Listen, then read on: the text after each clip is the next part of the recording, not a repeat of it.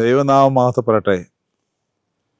കർത്താവിനാൽ അനുഗ്രഹിക്കപ്പെട്ടവരെ, നാം എല്ലാവരും സ്നേഹപൂർവ്വം ജോമോൻ എന്ന് വിളിക്കുന്ന ഐസക് ജോർജിൻ്റെ വേർപാട് അത്യധികം ദുഃഖകരം, വേദനാജനകമാകുന്നു എന്ന് പ്രത്യേകമായി പറയേണ്ടതില്ലല്ലോ.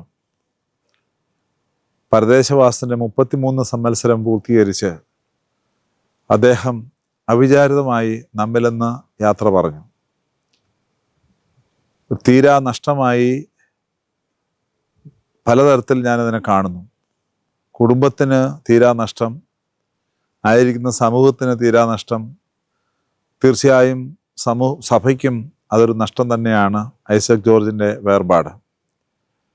ഞങ്ങളൊക്കെ സ്നേഹപൂർവ്വം ജോമോൻ എന്ന് വിളിക്കുന്ന ഒരു കുട്ടിയാണ്. 33 സംവത്സരം എന്ന് പറയുന്നത് നമ്മുടെ കർത്താവിൻ്റെ വയസ്സാണ്.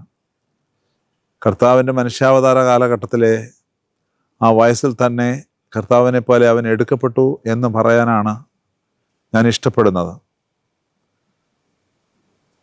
ഐസക് ജോർജിൻ്റെ വേർപാട് ദുഃഖമുണ്ടാക്കുന്നു പറയുമ്പോഴും അവൻ സ്വർഗസന്നിധിയിലേക്ക് പ്രവേശിച്ചിരിക്കുന്നു എന്ന് പറയുന്നതാണ് നല്ലത്. കാരണം അവൻ്റെ ജീവൻ ഇനി അടുത്ത 6 പേരിലൂടെ ഭൂമിയിലുണ്ട് എന്നത് വ്യക്തമാണ്. താൻ ഈ ഭൂമിയിൽ നിന്ന് വേറിട്ട് പോകുമ്പോൾ വാഗ്ദാനം ചെയ്തതുപോലെ മറ്റ് 6 പേർക്ക് തൻ്റെ ശാരീരിക അവയവങ്ങൾ പകുത്ത് നൽകിയിട്ട് ആണ് കടന്നു പോകുന്നത്. അതുകൊണ്ട് മറ്റ് 6 പേരിലൂടെ പ്രിയപ്പെട്ട ജോമോൻ ഐസക് ജോർജ് ജീവിച്ചു കൊള്ളും എന്ന് നമുക്ക് കുറച്ച് വിശ്വസിക്കാം. മലങ്കര സഭയ്ക്ക് അങ്ങനെയുള്ള ഒരു മകൻ്റെ വേർപാട് നഷ്ടവും സങ്കടവുമാണ്. അതേസമയം തന്നെ ആ മകൻ്റെ വേർപാട് അഭിമാനവും ആധ്യാത്മിക സന്തോഷവും നൽകുന്നു എന്നതും വളരെ പ്രാധാന്യത്തോടുകൂടി പറഞ്ഞു കൊള്ളട്ടെ. പരിശുദ്ധ സഭയുടെ പ്രധാന മേലധ്യക്ഷൻ പരിശുദ്ധ കാതോലിക്ക ബാബ തിരുമേനിക്ക് വേണ്ടിയും സഭയിലെ എപ്പിസ്കോപ്പൽ സിനോസിന് വേണ്ടിയും മാനേജിംഗ് കമ്മിറ്റിക്ക് വേണ്ടിയും സഭയിലെ എല്ലാ വിശ്വാസികൾക്ക് വേണ്ടിയും വൈദിക ഗണത്തിന് വേണ്ടിയുള്ള പ്രാർത്ഥനകൾ ഞാൻ ഈ സമയത്ത് കുടുംബത്തെ അറിയിക്കുവാനായിട്ട് ശ്രമിക്കുകയാണ്.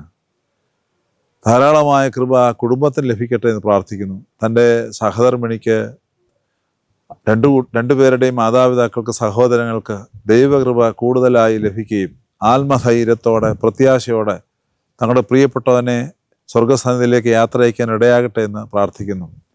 സഭയുടെ അനുശോചനം ഇവിടെ രേഖപ്പെടുത്തുന്നു. ഐസക് ജോർജ് ദൈവസന്നിധിയിൽ പരിലസിക്കട്ടെ, പരിശോഭിക്കട്ടെ. ഇമ്പങ്ങളുടെ പർദീസയിൽ കർത്താവിനോടൊപ്പം അവൻ ജീവിക്കട്ടെ. ദൈവം അവൻ്റെ പ്രാർത്ഥന വഴി നമുക്ക് ധാരാളം അനുഗ്രഹങ്ങൾ നൽകട്ടെ എന്ന് മാത്രം പറയുന്നു. ദൈവം നമ്മെ ഏവരെയും അനുഗ്രഹിക്കട്ടെ.